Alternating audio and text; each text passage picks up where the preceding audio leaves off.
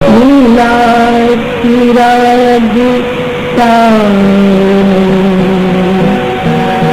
लक्ष्मी सहस्र लीलावी सोयमानं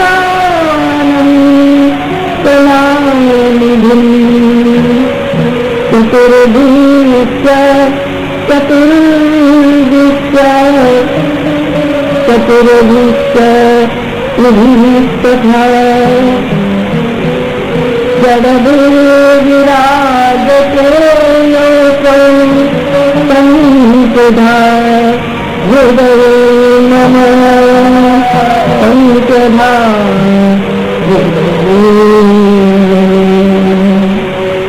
नमामि श्री बालकृष्णं यशोदोत्संगलालितं लोकनाथ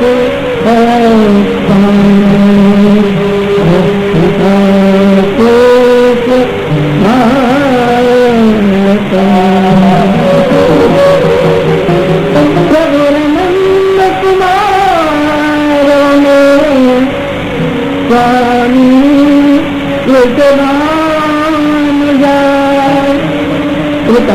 कृतार्थोऽहं कृतार्थोऽहं कृतार्थोऽहं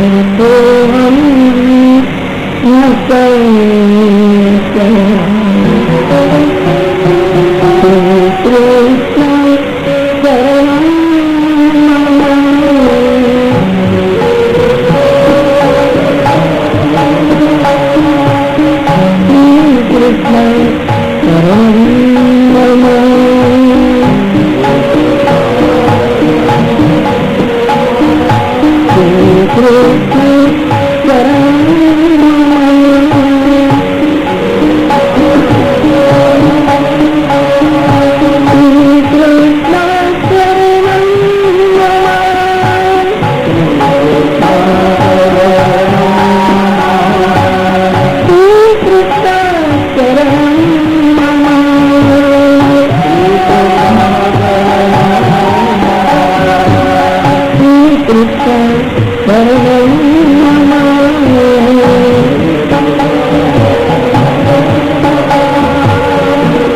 कृष्ण शरणं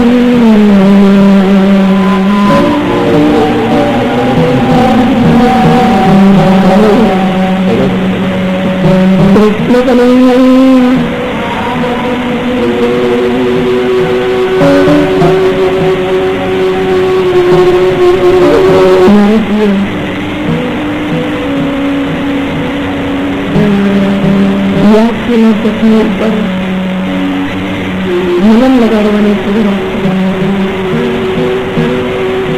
આ જપ્ન કહીએ નથી. આ જપ્ન પોતાની અધૂરતના અનુસંધાનને લીધે જાગ્યો છે.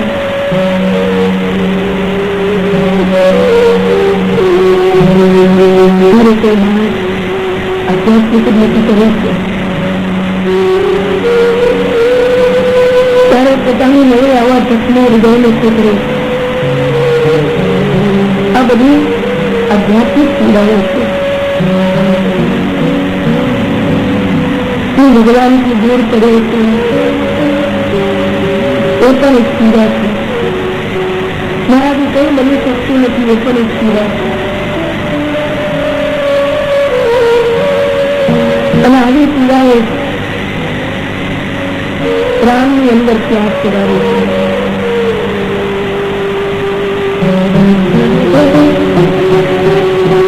શ્રી કૃષ્ણ કે મહારાજ બહાર તમે સૂર્ય જેવા અને અંદર તમે વાયુ જેવા કરો છો. નિયમ આનંદ શકશો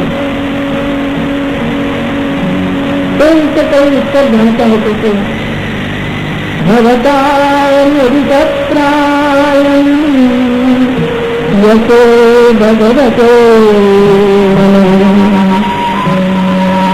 येन वासेन तुष्येतान् मन्ये तात् सुमङ्गलम्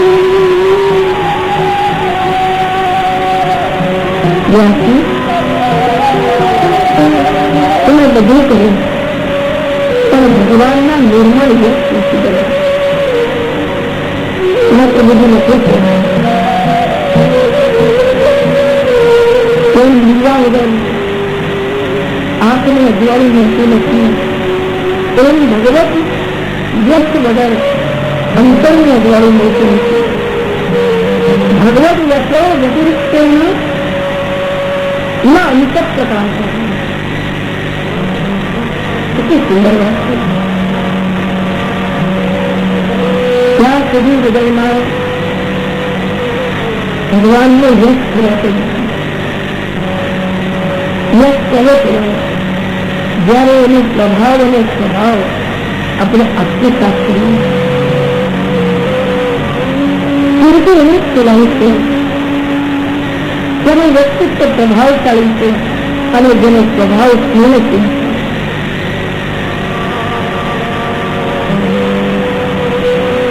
તો પ્રભુનો એક પ્રભાવ અને પ્રભુના એક સ્નેહની પ્રતિષ્ઠા માનવના હૃદયમાં કરે તેનું અંતઃકરણ પ્રભુને નિર્મળ નહીં થયું છે. નહીં તો યશોગામની અંદર પણ અહંકાર જણાવેલો છે. એક બેન આવ્યા, મેં કહ્યું દીદી હું રોજ કોઈ વિન્યાસ તપાસ કરું છું. એટલા બધા પાસ કરો છો? હા એટલા બધા. સાચું તમે એટલા બધા કરો છો? અને કદાચ તમને વિશ્વાસ તો પડતો હોય તો પડે છે પૂછી દીધો. ભગવાનના યશ ગાય છે પણ હું ગાઉં છું હજી બુદ્ધિથી ગાય. ભગવાનના નિર્મળ યશ સકાળ ગવાવા જોઈએ. માં જયારે કોઈ બાળકની વાત કરતી હોય મારો છોકરો આમ ને મારો છોકરો આમ, ત્યારે માં બાળકને હૃદયમાં ઘણીને બોલતી હોય છે. અને તમે જોજો દીકરાના વખાણ કરતા કરતા એની મોડું ખીલી જતો પાણી ખાધેલા જોઈ. મારો દીકરો આમ ને મારો દીકરો આમ. આ પ્રતિષ્ઠા પ્રેમની છે અને પ્રેમની પ્રતિષ્ઠા આ વિશેષ રીતે બહાર નીકળે છે. છતાં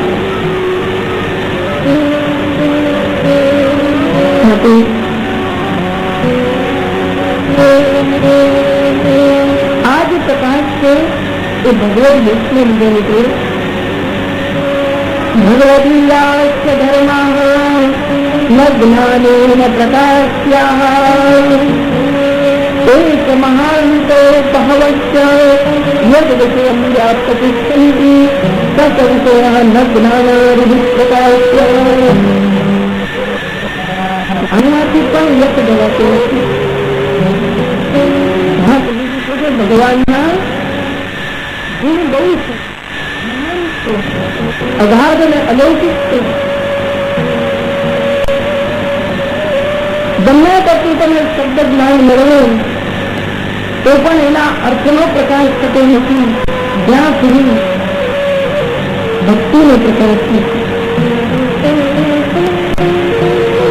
અને પછી જે નિર્મળ યશ ગવાય તે જુદા છે. व्यासजी के बाद पूछे बाबा नारद जी महाभारत में भगवान ने यश गाया? अरे महाभारत में मतलब बदले मतलब नहीं, वो परमात्मा ने यश गाया છે. नारद जी को सुना व्यास जी તમે જે ભગવાન યશ ગાયા છે તે ઇતર કહી શકશે. કોઈને કોઈ કથાના પ્રસંગમાં આવતા વણી લઈને એક કથાના અનુસંધાનમાં તમે ગયા છે, સ્વતંત્ર રીતે નથી ગયા. ખરેખર તો નારદજી એમ સમજાવવા માંગે છે વ્યાસજી તમે ભગવત ધર્મનું નિરૂપણ કરવા માટે કોઈ પ્રકરણ જ નથી લીધું. પ્રસંગો પાઠ ભગવાનની વાત કરી દીધી. ગામમ ગચ્છન તૃણમ સ્વસન. એક માણસ ગામ લઈ જતો હતો. મોટા મોટા રસ્તામાં ઝાડ ઝાકડાને ડાળખા હોય, અડકતો જાય જતો જાય. ઝાડ ઝાકડાને ડાળખાને અડકવું એનું ગૌણ કાર્ય નથી, જવું એનું ગૌણ મુખ્ય કાર્ય નથી, જવું એનું મુખ્ય કાર્ય છે, એનું ગૌણ છે.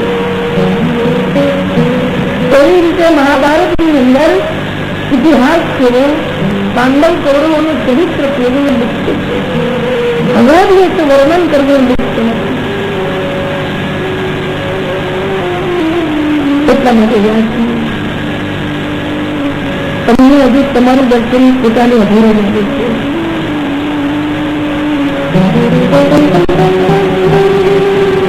યથા ધર્માદયશ્ચાર્થા મુનિરયાન કીર્તિતાઃ ન તથા વાસુદેવસ્ય મહિમાયં વર્ણિતઃ. તમારું લક્ષ્ય ધર્મ, અર્થ, કામ અને મોક્ષ ચતુર્વિધ પુરુષાર્થ મહાભારતમાં નિરૂપણ કરવાનું. તમારું લક્ષ્ય ભક્તિ નિરૂપણ કરવાનું નથી. જયારે ભાગવત ભક્તિ સિદ્ધ થાય, ભાગવત પરમહિતોની સિદ્ધ થાય, ભાગવત વૈષ્ણવોનું ધન છે.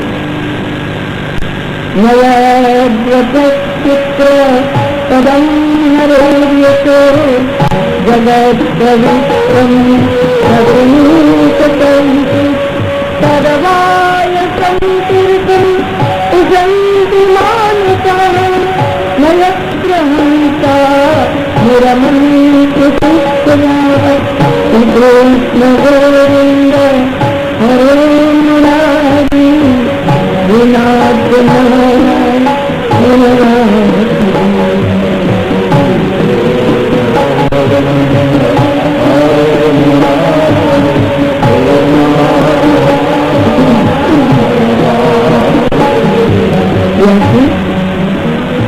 ખોટું નહીં લગાડતા તમારા મહાભારત વિશે એ કઈ અભિપ્રાય આપી.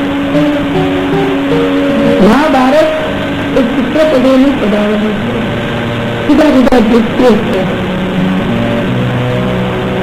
જુદા જુદા પ્રસંગો છે અને પ્રસંગોનું રેખાચિત્રણ છે. તમારું લક્ષ્ય પ્રસંગોનું રેખાચિત્રણ કરવાનું છે. અને સાહિત્ય શાસ્ત્રની અંદર પણ જે કેવળ શબ્દચિત્ર વાળું સાહિત્ય હોય, જેમાં કેવળ જુદા જુદા વાક્યો આવેલા હોય, જે અવ્યંગ્ય હોય, એટલે જેમાં વ્યંગ્ય નથી, વક્રોક્તિ વગેરે નથી, અવરંસ્વતમ એવું સાહિત્ય ઉત્કૃષ્ટ નથી. એની અંદર કોઈ ગીત છે અને મહારાજજીએ નહીં વાપરવાનો શબ્દ વાપર્યો છે, જરા વધારે કડક શબ્દ વાપર્યો છે. તદવાયસમ તીર્થમ. વાયસ એટલે વૃદ્ધ કાગડા. અરે બાપજી, તમારું આ મહાભારત તો કાગડાઓનું તીર્થ છે. કાગડાઓનું માનવ સરોવર નથી ગમતું, કાગડાઓને તો ઉકરડો ગમે છે, તો ઉકરડો છે. એ કડક શબ્દ વાપરો છે. તદ વાયસમ તીર્થમ. એની અંદર સંસારના પ્રેમીઓને રસ લેવો ગમે છે. પરમહંસ પરમ યોગીઓને એક વાર વાંચ્યા પછી વારંવાર એમાં ગમવું નથી ગમતું. એટલા માટે દાદજી વિશિષ્ટયા હિંસા ન નિરમંતી. સુંદર માનસ સરોવરમાં રમનારા હંસો એમાં રમમાણ થતા નથી. હંસ અહંસ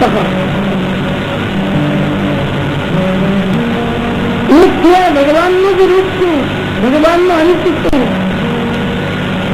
આવો ભાવ જેની અંદર જાગે એ યોગીઓ હંસ કહેવાય છે.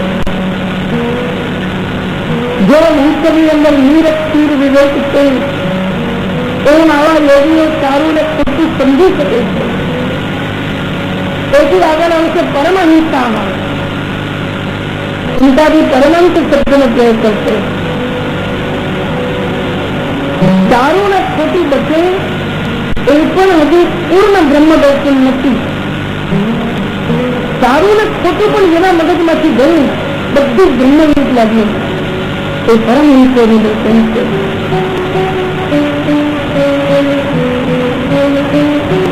એટલા માટે હજુ તમે ભગવાનના નિર્મળ યશ લખી ગયા. ભગવાન સર્વો જનતા વિપ્લવો યસ્મિન શ્લોકમબદ્ધવત્સતિ નામાન્યમંતસ્ય યશાંતિકાનિ ગૃણવંતિ ગાયંતિ ગૃણવંતિ સાગરાનિ. ભલે સીધા સાદા શબ્દો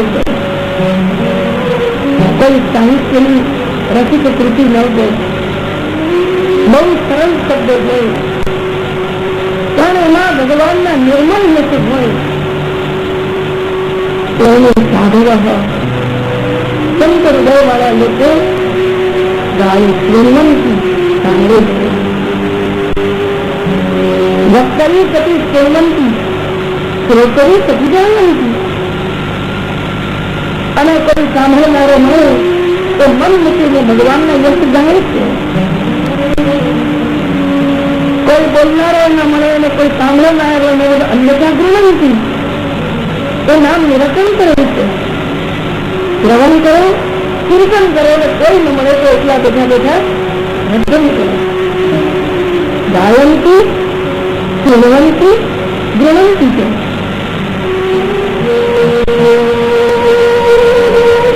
અમુક વાત બહુ સરસ છે. નૈષ્કર્મમપ્યચ્યુત ભાવતે વર્જિતમ ન ક્રોધતે જ્ઞાનમ અલમ નિરંજનમ કુતઃ પુનઃ તસ્ય ભવેત્રમીશ્વરે ન ચાર્પિતં કર્મ યદસ્યકારે. નિર્ગુણ જ્ઞાન અને નિષ્કામ કર્મ પણ અચ્યુત ભાવ વર્જિત ભગવત ભાવ રહિત હોય તો નથી હોતું. એ ભગવદીઓના હૃદયની અંદર આદર નથી પામતું. ગમે તેટલો નિષ્કામ કર્મ કરે પણ ભક્તિ ભાવ વગરમાં હોય તો કેવું લાગે? સુકાયેલા કુવા જેવું અને ઘી વગરની રોટલી જેવું. રોટલી ખાઓ તો પેટ ભરાય પણ જો સ્વાદ આવવો જોઈએ તો ના આવે. અને કુવામાં જાઓ તો પાણી ના હોય તો તરસ નથી છુપાય. એવું એવું જ્ઞાન તરસ નથી છુપાવતું અને એવું કર્મ પોષણ નથી આપતું કે જેની અંદર અચ્યુત ભાવ શબ્દ વાપર્યો અચ્યુત ભાવ. જે ભાવ ક્યારેય નષ્ટ ન થાય. આપણો ભાવ તો રાત અને દિવસ જેવો છે. રાત કરે ત્યારે દિવસ કરાઈ જાય, દિવસ આવે ત્યારે રાત કરાઈ જાય. ઘડી ઘડી રાત પડે છે. ઘણીમાં એમ લાગે કે બહુ ભાવ છે અને ઘડીકમાં એમ લાગે કે આપણે તો ખાલી સમજો ખાતી હતી. અત્યંત ભાવ વર્જિતમ અલમ નિરંજનમ જ્ઞાનમ ન શોભતે નૈષ્કર્મ્યમપી ન શોભતે.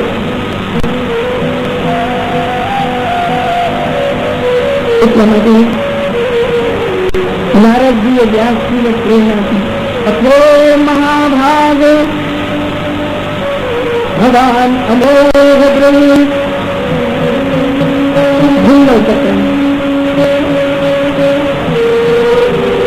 વ્યાસજી તમે પ્રભુના જ્ઞાનાવતાર છો.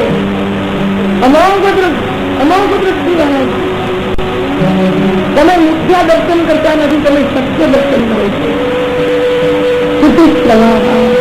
તમારી સ્મૃતિ બહુ પવિત્ર છે. તમે ખોટા કર્મ કરતા નથી.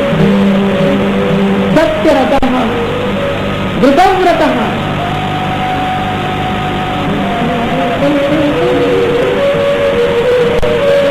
તમારી સમગ્ર બંધન મુક્તિઓનો નાશ કરવા માટે મહારાજ વિક્રમ ભગવાનના ગુણોનું ધ્યાન કરો.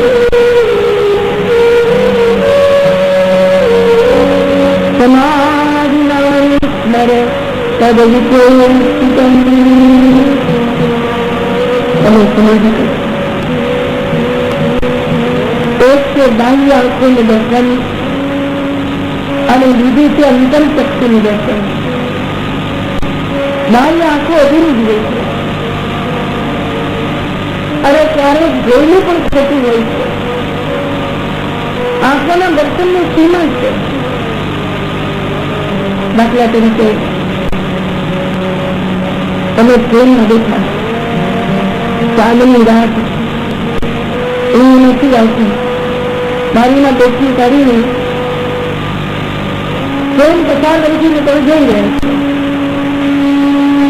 ત્યારે તમને એમ લાગશે કે ચંદ્ર જોડે જોડે ચાલી રહ્યો છે, ત્યારે એમ લાગશે કે વૃક્ષો દોડી રહ્યા છે, ત્યારે એમ લાગશે કે જાણે આખી દુનિયા તમારી સાથે ભાગી રહી છે। એટલું બીજું આપણે જે ગાડીમાં બેઠા હોઈએ અને બાજુની ગાડી ચાલે તો એમ લાગે કે આપણી ગાડી ઉપરી। આંખોનું દર્શન અધૂરું છે। આંખ સામે જુએ છે તો પાછળ નથી જોતી અને પાછળ જુએ છે તો આગળ નથી જોતી। આંખ અધૂરી જુએ છે। વળી આંખની અંદર મોતી આવે, ઝાંખપ આવે, આમાં કટી જુએ। મૂળ તમે કોણ? મૂળ તમે રામાબેન? પેલી કરી ના હું તો રામાબેન। ઝાંખપ ના લીધે બધું ઝાંખું ઝાંખું લાગે। લખ્યું હોય કે અસ્ત્ર વંચાય બેઠા લખ્યું હોય કે આમ કરીને વાંચી છે। આંખો બહુ અધૂરી છે।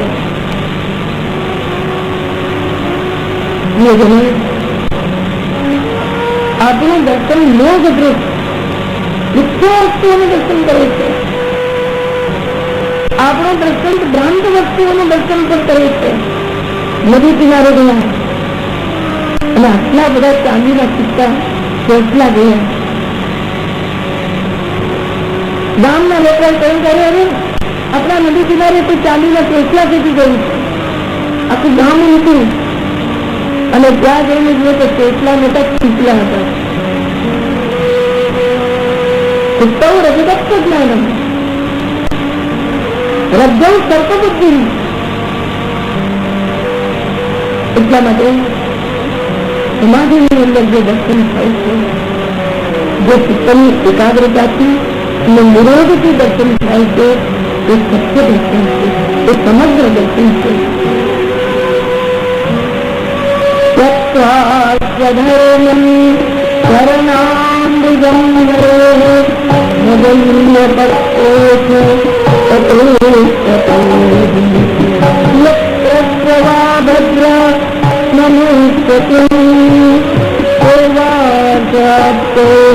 ભગતાન સધર્મિકઃ કૃષ્ણ ગોવિંદ હરે મુરારી વિના કુમાર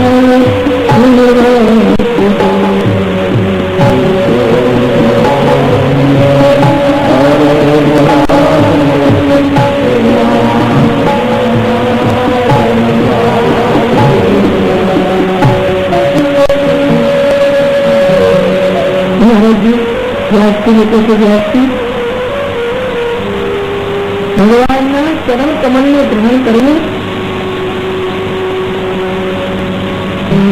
એ સધર્મ છે। અને એવો ભક્ત ચરણ કમળના રેત સિવાય બીજા સમગ્ર અસધર્મને દૂર કરી દે છે।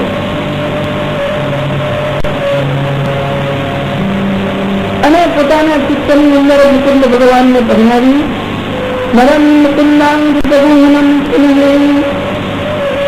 ભગવાનના ચરણ કમળનું આલિંગન છે। ધ્યાનની અંદર ભગવાનનું ચરણ કમળ હૃદયમાં સ્થાપે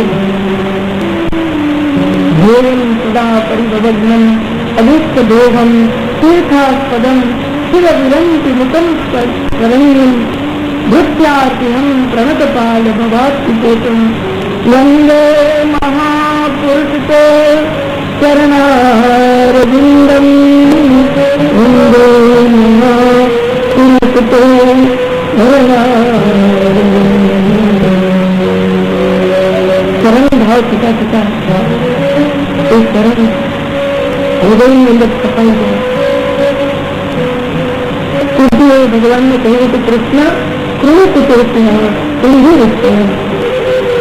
કુટુંબ કમલ એ રીતે હૃદય ઉપર ભરાવો કે હૃદય ઉપર કરમની છાપ કોતરાઈ જાય. છપાઈ જાય એ જુદી વસ્તુ અને કોતરાઈ જાય એ જુદી વસ્તુ. છાપાની વસ્તુ ભૂસાઈ જાય પણ કોતરાની વસ્તુ ન ભૂસાય. અને પછી એ ભક્ત અંતઃકરણની અંદર કોતરાઈ ગયેલા ચરનાર બંનેનું આનંદ રાખે છે. સતત એને પોતાની સાથીઓ ચાપી રાખે છે. એને એટલો બધો રસ આવે છે એમાં એક ક્ષણ નહીં કરતો નથી. તમે સમાધિની અંદર આવો રસ ગ્રહણ કરો. ઇદમ વિશ્વમ ભગવાન યતો જગત્તાન નિરોધ સંભવા તદ્ધિસ્વમેવ ભગવાન તથાપિ વૈ ગ્રહાદેશ માત્રમ ભવત પ્રદર્શિતમ. આ શ્લોકની અંદર શ્રી મહાપ્રભુજીએ 3 પ્રકારના દ્રષ્ટા બતાવ્યા. એક માણસ કહે છે ઇદમ હિ વિશ્વમ ભગવાન ઇતર. આ વિશ્વ જુદું છે ને ભગવાન જુદા છે. દ્વૈત બુદ્ધિ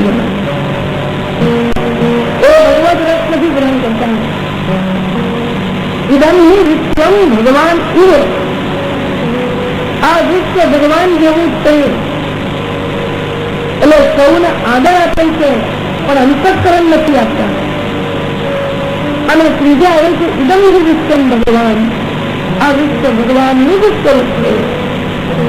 એ આદર પણ આપે છે, અંતઃકરણ પણ આપે છે અને ભગવદ રૂપે વિશ્વના દર્શન કરે છે. ત્યારેથી આ બધું તમે જાણો છો. તમે 2 વર્ષથી છો, ભગવાનના ભક્ત છો, છતાં તમે પૂછ્યું નારાયણ કે વ્યાસજી પ્રાદેશ માત્ર આટલું જે કહેવાય ને એને પ્રાદેશ કહેવાય.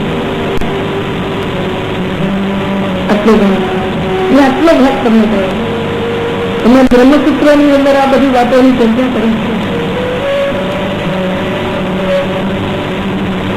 આ પ્રમાણે કરીને હવે નારદજી પોતાનું આત્મચરિત્ર કહે છે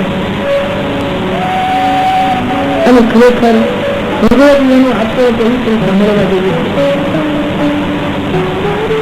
આત્મચરિત્ર લખવાની આ પદ્ધતિ બહુ જૂની છે. ઘણા લોકો કહે છે આત્મકથા લખવાની પદ્ધતિ અંગ્રેજો શરૂ કરેલી. 1000 વર્ષો પહેલા નારદજીએ પોતાનું આત્મચરિત્ર કહ્યું. એ કહેવા પાછળ એક જ આશય છે કે જે રીતે મારું ઘડતર થયું એ રીતે બધાનું ઘડતર થયું. આત્મખ્યાતિ કરવા માટે આત્મચરિત્ર નથી, આત્મગુણો સમજાવવા માટે આત્મચરિત્ર છે. અહમ પુરાતીત ભાવમ ભવામી, અહમ પુરાતીત ભવમી દાસ્ય કૃતસ્ય સમરેત વાદિનઃ.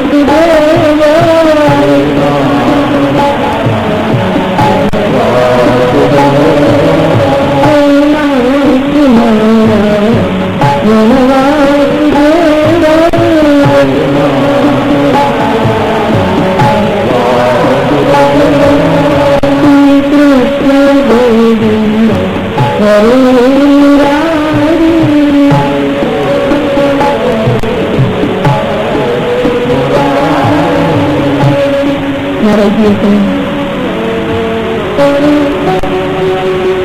મારા પૂર્વજન્મમાં હું કોઈ દાસીને પુત્ર હતો.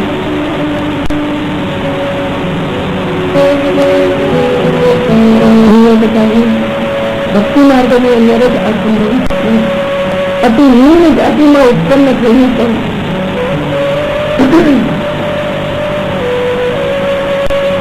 એ મહાન ભગવત ભક્ત બની શકે છે.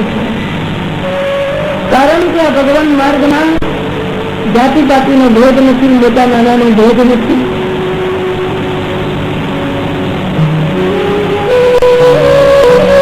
નિયમ એવો છે, સંન્યાસીઓ 8 મહિના પર ગ્રહણ કરે અને જયારે 18 મહિનો આવે, પૂર્ણિમાનો દિવસ આવે, ત્યારે સંન્યાસીઓ ચાતુર્માસ ગ્રહણ કરે. 4 મહિના પર્યંત એક સ્થાનથી બીજે સ્થાન જાય ને કોઈ બ્રાહ્મણે બનાવેલા ઘરમાં નહીં ભગવત ભજન કરે. નારદજી કે વ્યાસજી એવા મહાન 4 ભગવતીઓ પધાર્યા. નારદજીના પિતા કોણ હતા, નારદજીની માતા કોણ હતી એનું વર્ણન નથી આવતું.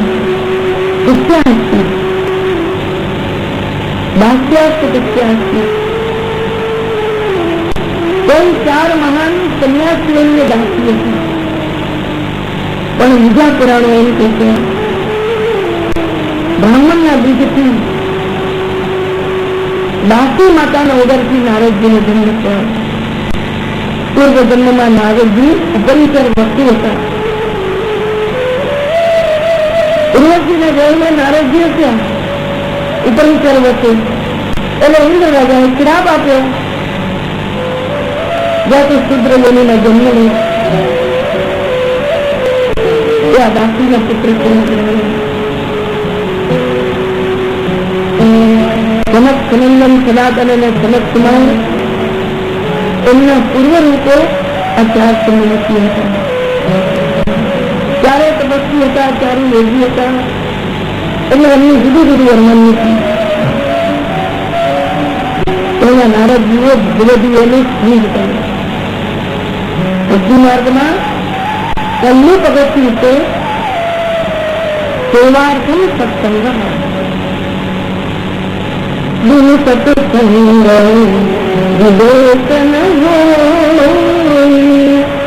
રામ કૃપા સુલભન ભગવાન કૃપા કરે ત્યારે સત્સંગ મળે છે. આગળ જોયું હતું ભાગ્યોદય બહુજન્મ સમર્પિતેન સત્સંગમં ચ લભતે પુરુષોત્તમ.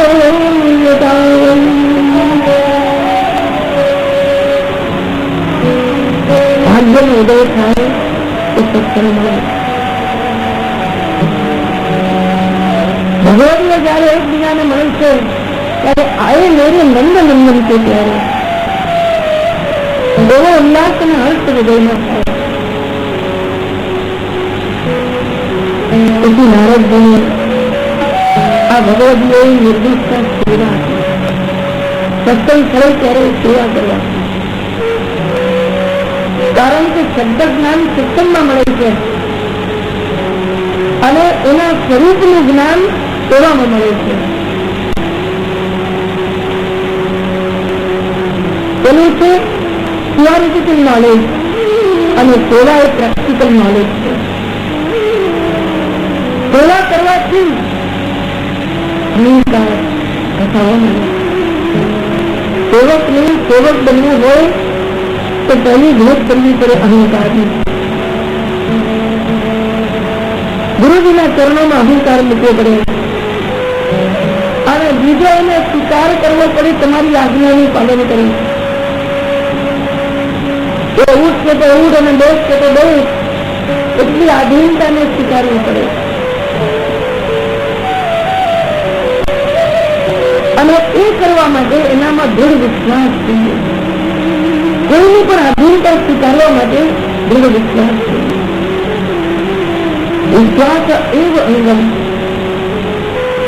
એક વાર ગુરુજીએ શિષ્યની પરીક્ષા લીધી. એક સાપ જતો હતો, એ શિષ્યને કરડવા આવ્યો છું તો શીખેલો.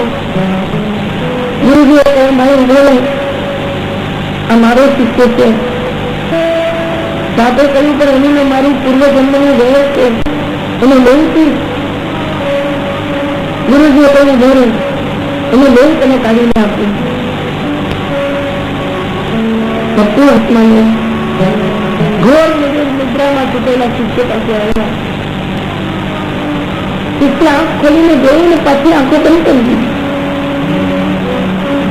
કોઈ ઠેકાણે થોડુંક મારી લોહી કાઢી સર્પને ખવડાવી એને રવાના કર્યો.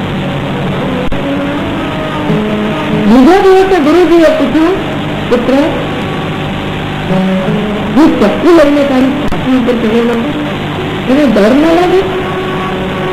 તમે એમને કહો છો તને મારી નાખીશ? એને કઈ મારી ના, તમે તો મારી માં છો, તમે મારા બાપ છો, અને તમે મારી નાખો તો શું?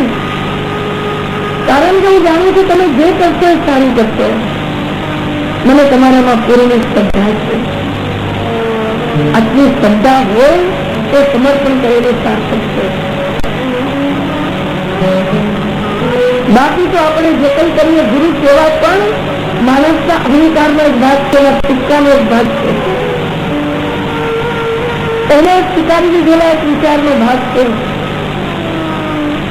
જો એને ઘડતર મળવી હોય તો જીવન ટીકાથી નહીં, અહંકારથી નહીં, આત્મસમર્પણથી કરે છે. મહારાજજીએ સારે સંતોની સેવા શરૂ કરી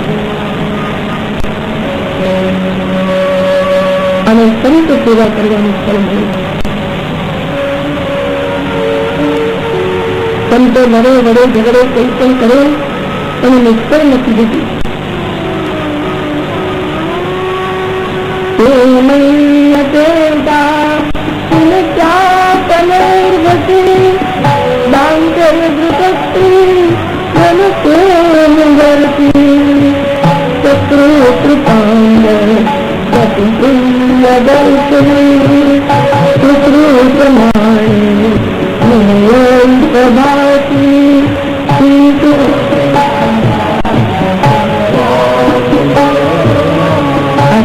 અંદર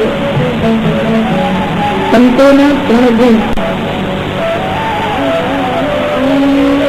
અને શિષ્યના 4 ગુણ અને 3 દોષોનો અભાવ, એમ 7 ગુણ કયા છે? સંતોમાં 3 ગુણ કૃપાલુ, સહજ કાર્ય, કરુણા એમનો પ્રભાવ નથી, કરુણા એમનો સ્વભાવ છે. જો નદીનો સ્વભાવ વહેવાનો છે, વાદળનો સ્વભાવ વરસવાનો છે, સૂર્યનારાયણનો સ્વભાવ તેજ આપવાનો છે, એટલો સ્વભાવ ખુલવાનો છે, એમ સંતોનો સ્વભાવ કરવો છે. સમુદ્ર પણ એટલો મીઠો હોતો નથી જેટલું ભગવદીઓનું હૃદય થયું છે. આ હૃદયની અંદર કોઈ દિવસ ધિક્કાર કે તિરસ્કાર હોતો નથી, અને કદાચ ક્રોધ કરે તો પુણ્ય પ્રકોપ થઈ જાય. તો શિષ્યના ભલા માટે કરે. બીજો ગુણ છે બ્રહ્મ વિદ્યા, અનુભવાત્મિકા, અનુભૂતિ મળેલી બ્રહ્મ વિદ્યા. અને ત્રીજો ગુણ છે મનન, સતત શાસ્ત્રનો અભ્યાસ કરે. અભ્યાસ કરે એટલું જ એનું મનન કર્યા કરે, દાયની માફક ચરવણ કર્યા કરે. વાતોમાં, વિચારોમાં, રખડવામાં, ભટકવામાં, ખાવા પીવામાં એમનો સમય દેતો નથી, તો મનન કરવામાં સમય બગાડે. બહુ અઘરું છે, કારણ કે આપણું મન ખાલી નથી. આપણું મન લૌકિક વાતોથી ભરેલું છે અને લૌકિક વાતોને વાગોળ્યા કરે છે. મહારાજે કહ્યું જ્યાંથી એમની કૃપાથી પહેલો મારો ચપળતા નામનો દોષ છે. શિષ્યની અંદર પેલો આ દોષ કરવો જોઈએ. કારણ કે બહુ ચપળ હોય, અહીં જાઓ અહીં જાઓ અહીં જાઓ. ગુરુજીને જયારે જરૂર પડે ત્યારે જ પેલા હાજર ન હોય.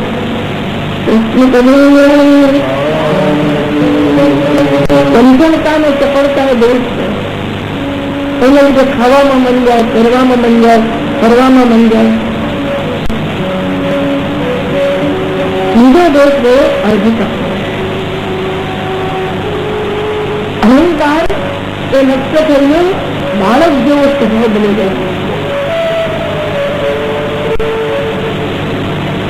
અજ્ઞાનતા ચાલી જાય અને બાળક જેવો નિર્દોષ સ્વભાવ બની જાય. અને ત્રીજો દોષ ગયો ઇન્દ્રિયોનું અનિયંત્રણ. સેવા કરનારી સંયમી બનવું પડે. સેવા કરનારો ખાખા કરે તો માદો પડે. સેવા કરનારો હું કરે તો શું સેવા કરે? સેવા કરનારો અને પછી એના ગુણ કયા અદ્ભુત પ્રેમ નથી. એટલે રમકડાથી રમવાની નથી દે છે.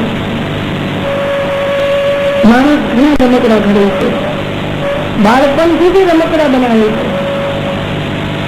તમે જોશો કે મનુષ્યનો સ્વભાવ જ રમકડા રમવાનો છે. નાના હતો ત્યારે માટીના, લાકડાના, આજકાલ તો ઇલેક્ટ્રોનિક ટોયસ બને છે. અને મોટો બને ત્યારે માણસ માણસને રમાડે. પત્ની ઈચ્છતી હોય કે ઘરમાં મારું ચાલે ને મારા પતિને રમકડું બનાવું, અને પતિ ઈચ્છતો હોય કે ઘરમાં મારું ચાલે હું પત્નીને રમકડું બનાવું. સાસુ ઈચ્છતી હોય કે વહુ મારું રમકડું બને, અને વહુ ઈચ્છતી હોય કે સાસુ મારું રમકડું બને. આ સમાજની અંદર માણસો બીજાને નચાવવા માંગે છે, બીજાને ભમાવવા માંગે છે, એ જ રમકડા કરે છે. એટલા માટે સાવણી એક દિવસ સીધી બાવાને કહ્યું, હે સીધી બાવા, હું હસીનો બાળક છું, રમવામાં જીવ મારો જાય છે, મારા રમકડા તોડીને આસક્તિહીન બનાવજો. સીધી બાવા, મને આસક્તિહીન બનાવજો, કોઈ રમકડા સાથે રમવાની મને વૃત્તિ ના આપજો. વળી નારદજી કહેવા કે અનુવર્તન કરનાર છે. ગુરુની આજ્ઞાનું પાલન કરવું, ગુરુએ બતાવેલા માર્ગે ચાલવું એ અનુવર્તન. ગુરુ કહે અત્યારે બેસજો, બોલે ઉઠીને બહાર ચાલ્યો જાય. ગુરુ કહે આટલું કહીએ તો વારે વારે ભૂલી જાય. अनुवर्तन करना ये आधीनता का लक्षण है. पुत्री समझने और सतत स्वेच्छा की सेवा करवानी व्यक्ति वारे वारे कई कई में सेवा करावी पड़े कोदड़ा जेવો કિસ્સો છે. આકર બાકી તો એમને એમ કહ્યું હોય એના ઉપરથી જ લાગે કે આ ભાઈ જરા નિરસ તો નિરસ, પણ સ્વેચ્છાએ જે સેવા કરે અને સતત ઈચ્છે કે ગુરુને સુખ કેમ આપવું. નારદજી કહે ભાઈ એની આત્મરુચિ મારી અંદર જાય, અલ્પ ભાષે મહાપ્રભુજી બહુ સુંદર કહેશે, જેને ગુરુ સેવા કરવી હોય એને બહુ બોલવું નહીં જોઈએ. કારણ કે બહુ બોલબોલ કરવાથી ગુરુ પણ નારાજ થાય છે અને ગુરુની આજુબાજુ આવનારા બીજા સેવકો પણ નારાજ થાય છે. વાણીમાં વિલાસ ન કરવો જોઈએ, વાણીનો દુર્જય ન કરવો જોઈએ, વાણીમાં વક્રતા ના આવવી જોઈએ, વાણીમાં તીવ્રતા ના આવવી જોઈએ, વાણીમાં તલવારની ધાર ના આવવી જોઈએ, વાણીમાં વિષમ ગુણો ન આવવા જોઈએ, વાણીમાં સંભળાવવાની વૃત્તિ ના આવવી જોઈએ, જેથી આજુબાજુનું વાતાવરણ પણ એવું વ્યાકુળ બનાવી મૂકે. માટે બહુ ભાષણ ન જોઈએ. અને મહાપ્રભુજી આજ્ઞા કરે છે મૌન પણ ન જોઈએ. તો મૂંઢો પણ નથી, મોડામાંથી મુરલી નામ મરી ન પાડે. એટલે તું સમજો કાંઈ જવાબ નહીં. એટલા માટે અલ્પ ભાષણ, જેટલું ઉપયોગનું છે એટલું બોલે અને સમજાવે. મહારાજ તેથી આ પ્રમાણે ગુરુ શુશ્રૂષા કરતા કરતા મને સદબુદ્ધિ જાગી. મેં એમને વિનંતી કરી, તમારી ઉચિત મને આપે અને એના દ્વારા સકલ પાપોની નિવૃત્તિ થાય છે. સંતોએ મોડેથી ન કહ્યું કે તું લઈ લે, પણ મહારાજજી એક નિયમ બનાવ્યો. ગુરુજીને ભોજન કરે, એ થાળીની અંદર જળ પધરાવે, નાનકડો દાણો પણ પોતે તો આરોગી જાય. એમ કરતા કરતા મહારાજજીના અંતઃકરણમાં સંત વૃત્તિ જાગી. ધર્મ એવાત્મે પૃથ્વી પ્રજાયતે અપરિગ્રહ જાગે. સંત વૃત્તિનું પહેલું લક્ષણ છે અપરિગ્રહ, સંગ્રહનો અભાવ.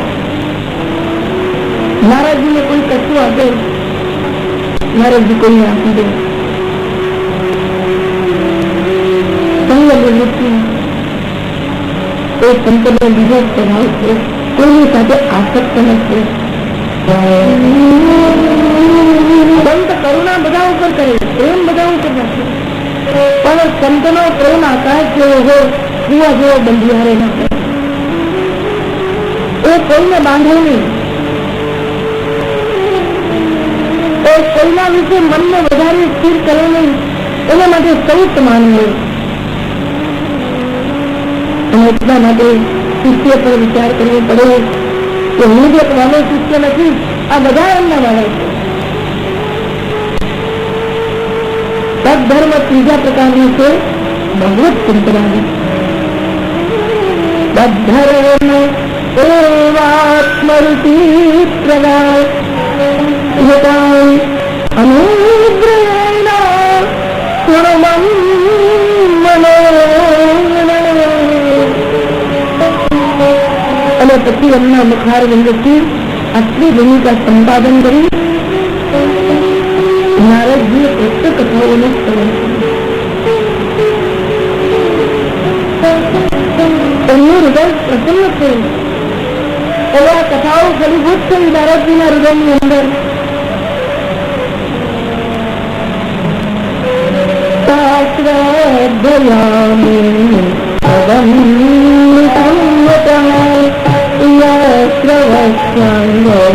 નમા ભવદ્રુતિ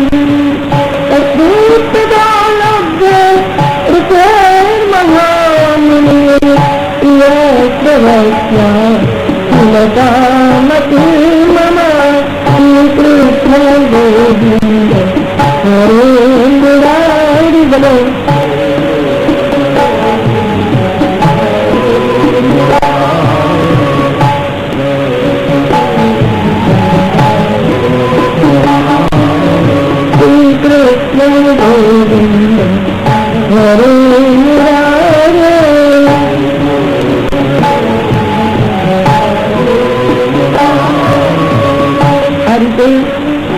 ભગવદીઓની આજ્ઞાથી નારદજીએ શ્રવણ કર્યું.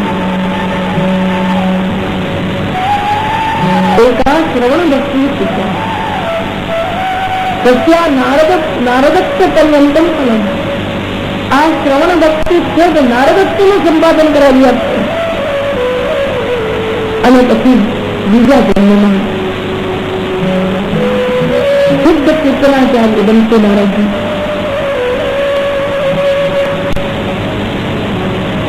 એટલા માટે નારદજી કહે છે મેં નર્મદા ભક્તિ સિદ્ધ કરતા કરતા કઈ રીતે આગળ જવાનો રસ્તો શોધ્યો. નારદજીએ કહ્યું વ્યાસજી, ભગવાનની અંદર મારી રુચિ જાગી, ભગવત ગુણોમાં મારી રુચિ જાગી અને ભગવત કથા શ્રવણમાં મારી રુચિ જાગી. અને એ બધી મારી અંદર મતીની અસ્થિરતા જાગી.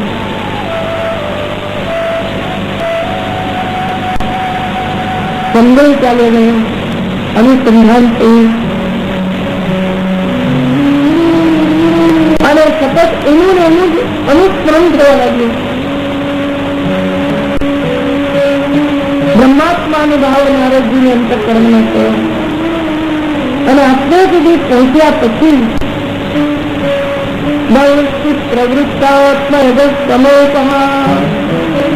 રજોગુણનો નાશ કરનારી અને તમોગુણનો નાશ કરનારી શુદ્ધ સત્વમયી ભક્તિ નારદજીના અંતઃકરણમાં જાય. પહેલો સત્સંગ કરો, સાધુજનોની સેવા કરી, સાધુજનોના ગુણો જીવનમાં ઉતારે, કૃષ્ણ કથાનું શ્રવણ કરી, શ્રવણ કરતા કરતા કથાની અંદર નારદજીને રુચિ જાગી, અંતઃકરણ ચિત્ત શુદ્ધિ થઈ. એમ કરતા કરતા નારદજીની અંદર અખિલતા બુદ્ધિમાં આવી અને રજોગુણ અને તમોગુણનો નાશ કરનારી શુદ્ધ સત્યમય ભક્તિ નારદજીના અંતઃકરણમાં જાગી. નિર્ગુણા ભક્તિ નથી, શુદ્ધ સત્યમય ભક્તિ છે. અને ત્યાર પછી એ દિન વખતે જોવાના દિવસે નારદજી આ જાગેલી ભક્તિને સાચવી રાખે એટલે ક્રિયાયોગને દાન કરે. બોલે કૃષ્ણ કનૈયા. અને દિવ્ય જ્ઞાનનું દાન કરે.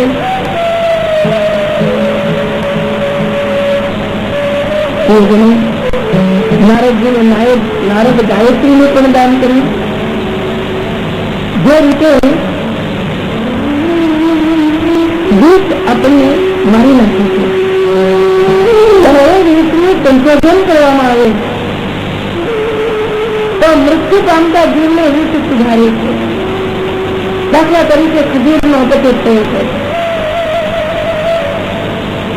તો એની દવા બનાવવામાં આવે છે ખજૂરમાંથી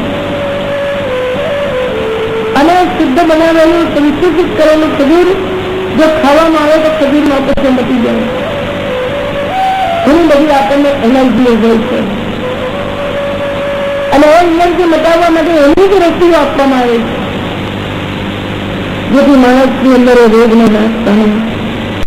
એવી રીતે સામાન્ય ક્રિયાઓ બાંધનારી છે.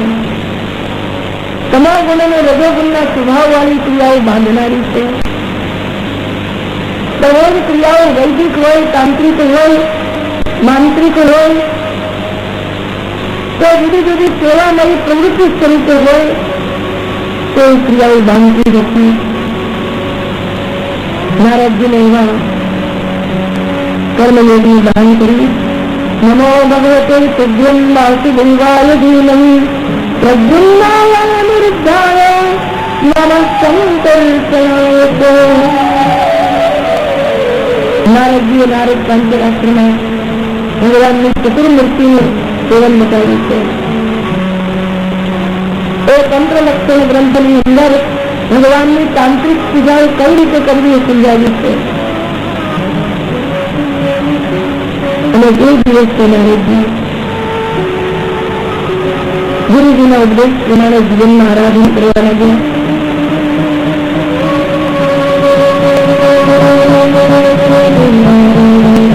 આરાધન કરતા કરતા નારદજીનું મન સંસારમાં પહોંચી ગયું. ગુરુજી તો ગયા. નારદજી વિચારવા લાગ્યા કે હું ક્યારે ભગવાનને શોધવા નીકળું. નારદજીની એક માં હતી.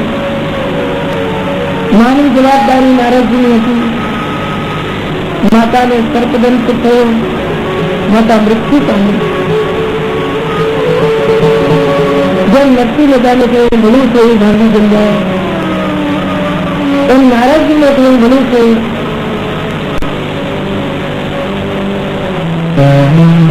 નારદજી ત્યાંથી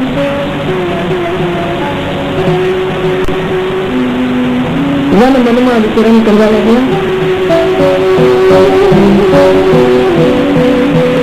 નારદજી જે કોઈ કરતા તો બધા જ કર્મો ભગવાનને સમર્પણ કરવા લાગ્યા. નારદજીના મનમાં ભગવત શાસ્ત્રીની રુચિ તીવ્ર બની.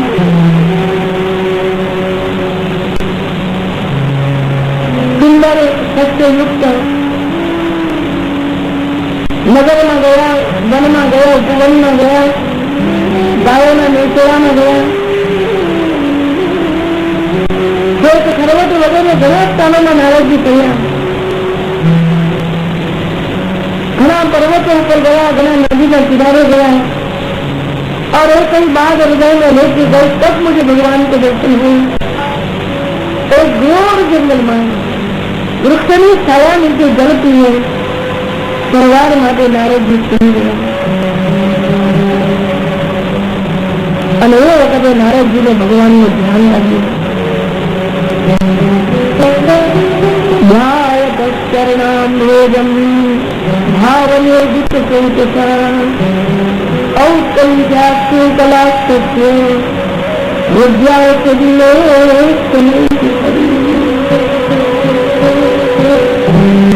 नारदजी ने भावोद्रेक रोमांच થઈ ગયો।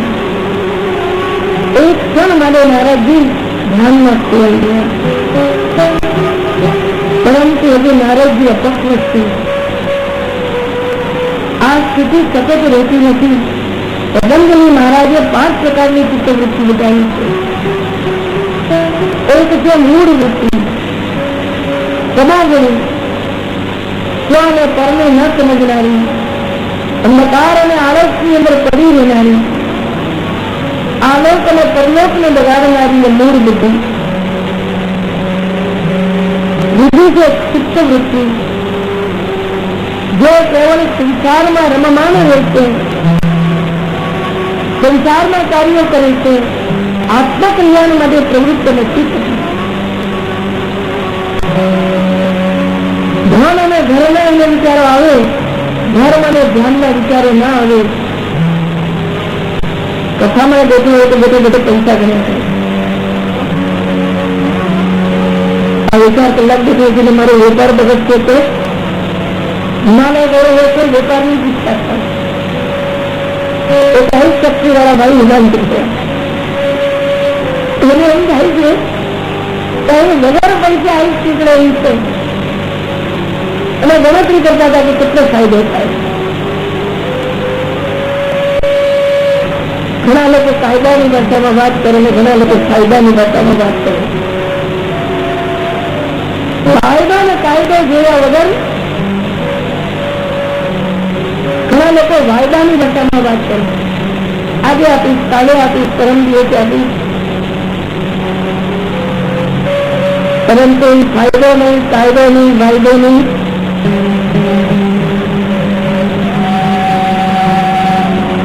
બીજા પ્રકારની ચિત્તવૃત્તિ લૌકિક છે અને ત્રીજી છે વિક્ષિપ્ત। ગણિતમાં ભગવાન સાથે જોડાઈ જાય અને ગણિતમાં પાછી ચિત્તી કરીને રખડવા માંડે। હજુ મનમાં વિક્ષેપ થયો નથી, કર્મ વાસનાનો નાશ થયો નથી, એટલે નારદજી પણ આ વૃત્તિમાં છે, પણ એમની આપણા કરતા સારી છે। આપણું મન કોઈક જ દિવસ ભગવાનમાં લાગે છે અને નારદજીનું વધારે ભગવાનમાં લાગે છે, કોઈક જ લોક સુધી જાય। આપણે મંદિરમાં બેઠા હોઈએ તો મનીના વિચારો કરતા હોઈએ અને નારદજી જેવાને મનીના બદલા સાથે બેસાડી દો તો પણ મંદિરના વિચારો કરશે। બોલો કૃષ્ણ કનૈયા, કૃષ્ણ કનૈયા, કૃષ્ણ કનૈયા। आनंद संप्रवेणीना नापस्यम उभयं मुने। अंदर અને બહાર કશું નારદજીને દેખાયું નહીં, આનંદ સાગરમાં ડૂબી ગયા। ક્ષણભર માટે ભગવાનનો સાક્ષાત્કાર થયો નારદજીનો।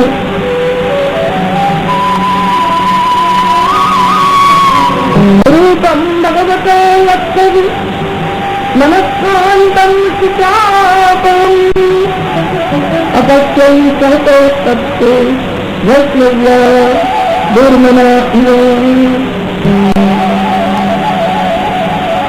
भगवान जो हृदय में दर्शन आपता था तो धीरे धीरे कोई धन महंगी होने खुल जाए, कोई मकान बनावी होने घनी करे, कोई सोना घरवाड़ा बनाव्या हो ने कोई चोरी जाए, कोई महाराज जी ने जीवन परिवर्तन खोवाई गए।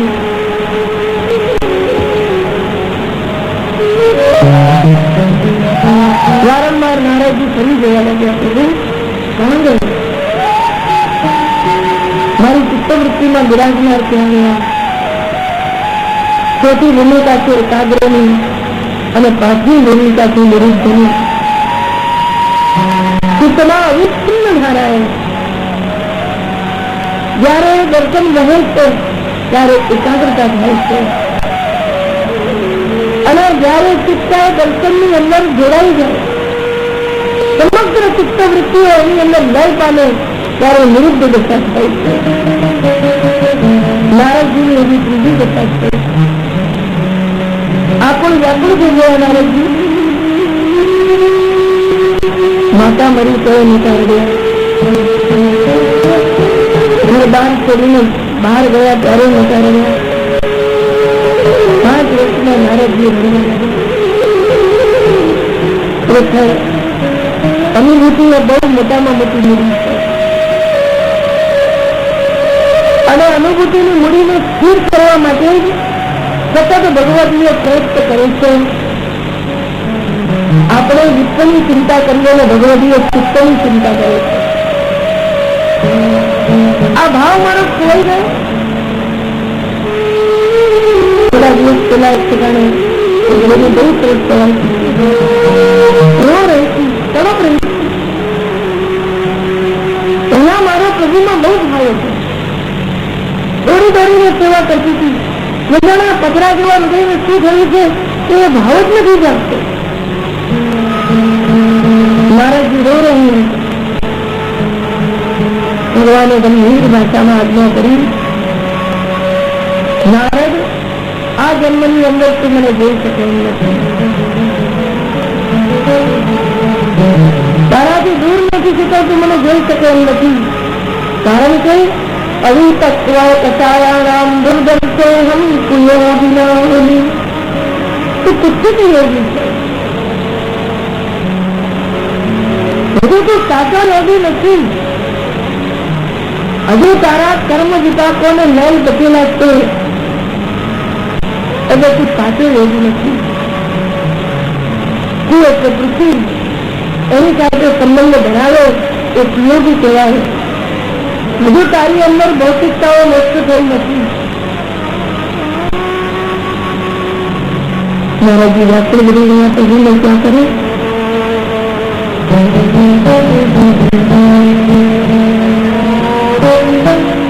ભગવાને કહ્યું, નારદ, સત્રદર્શિતમ દર્શિતમ રૂપમ આત્મકામાયતે નગે નક્તાના કનકૈ સાધુ સર્વાન મંત્રતિરુત્થયાન.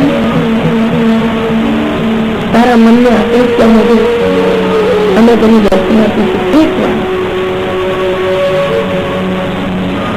એક વાર કોઈ વસ્તુ એવી ખાઈ લઈએ ને જીભમાં સ્વાદ થઈ જાય. એક બની એનું મહેશ્વરીને કહ્યું, પેલી બનાવું પેલી બનાવું પેલી બધું પેલું પેલું એટલે શું? પેલું તમે મને બહુ સરસ ખવડાવે અને મારી દાળમાં એનો સ્વાદ થઈ જાય. એને નામ નથી આવતું, પણ એક વાર જે સ્વાદ મળે ને એની વારંવાર સ્વાદ લેવાની રીતિ લાગે. ભગવાન એવો સ્વાદ એક વારના દર્શનમાં નારદ બધા છે. અને એટલા માટે જે ભક્ત પર ભગવાન કૃપા કરે છે અને કોઈક વાર સ્વપ્નમાં, કોઈક વાર પ્રત્યક્ષ, કોઈક વાર ચંદ્રામાં, અનેક રીતે